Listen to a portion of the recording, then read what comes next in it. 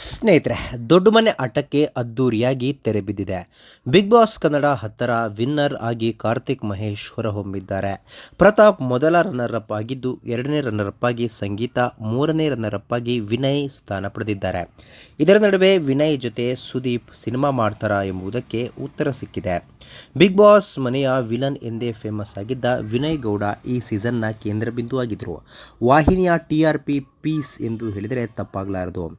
ವಿನಯ್ ಸಂಗೀತ ಇಲ್ಲದಿದ್ದರೆ ಈ ಸೀಸನ್ ಅಪೂರ್ಣ ಎಂದು ಸುದೀಪ್ ಹೇಳಿದರು.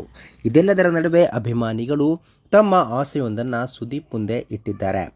ಸೋಮವಾರ ಆಸ್ಕ್ ಮೀ ಸೆಷನ್ ಸೋಷಿಯಲ್ ಮೀಡಿಯಾದಲ್ಲಿ ನಡೆಸಿದರು. ಇದರಲ್ಲಿ ಅಭಿಮಾನಿಗಳ ಪ್ರಶ್ನೆಗೆ ಸುದೀಪ್ ಪ್ರತಿಕ್ರಿಯೆ ನೀಡಿದ್ದಾರೆ. ನೀವು ಹಾಗೂ ವಿನಯ್ ಗೌಡ ಅವರನ್ನು ಒಂದು ಸಿನಿಮಾದಲ್ಲಿ ಒಟ್ಟಿಗೆ ನೋಡಲು ಬಯಸ್ತೇವೆ. ಇದು ಸಾಧ್ಯವಾಗುತ್ತಾ ಸರ್ ಎಂದು ಅಭಿಮಾನಿಯೊಬ್ಬರು ಪ್ರಶ್ನಿಸಿದ್ದಾರೆ.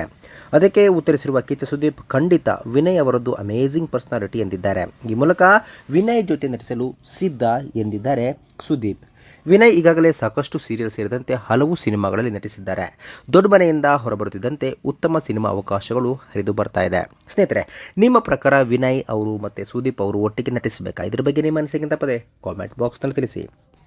ಸ್ನೇಹಿತರೆ, ವಿಡಿಯೋ ಇಷ್ಟ ಆಗಿದ್ರೆ ಲೈಕ್ ಮಾಡಿ, ಶೇರ್ ಮಾಡಿ, ಚಾನಲ್ನ ಸಬ್ಸ್ಕ್ರೈಬ್ ಮಾಡಿ, ಹಾಗೆ ಬೆಲ್ ಐಕನ್ನ ಕ್ಲಿಕ್ ಮಾಡಿದರೆ ಹೊಸ ವಿಡಿಯೋನ ನೀವು ಮಿಸ್ ಮಾಡೋದೇ ಇಲ್ಲ. ಮುಂದಿನ ವಿಡಿಯೋದಲ್ಲಿ ಭೇಟಿಯಾಗೋಣ. ಧನ್ಯವಾದಗಳು.